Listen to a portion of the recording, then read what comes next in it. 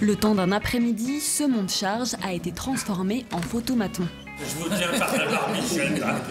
Ces volontaires se prêtent au jeu du portrait entassé dans la cabine, sauf que cette fois, pas de prise de vue automatique, c'est un photographe qui capture le moment.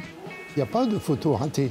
Ce sont toutes des photos naturelles. C'est ça qui en fait aussi l'intérêt. Je me suis toujours intéressé au portrait, en contact, si on peut dire, avec le modèle qui est toujours un peu impressionné, puis le photographe aussi.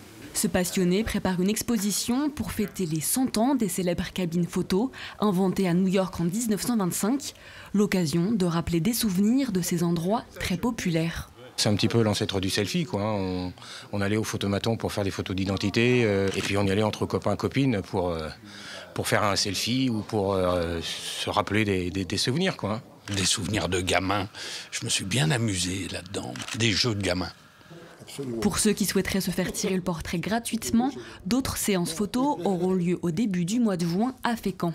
Une fois les prises de vue terminées, cet instituteur à la retraite passe le plus clair de son temps à retoucher les clichés pour retrouver l'atmosphère de ces photos historiques. J'essaye de retrouver cette ambiance-là. C'est pas de la couleur, mais pourtant, c'est pas un noir et blanc pur et dur. C'est sépia léger. Philippe Mouchel est toujours dans l'attente d'un lieu pour exposer. Il espère présenter une 50aine de portraits au printemps 2025.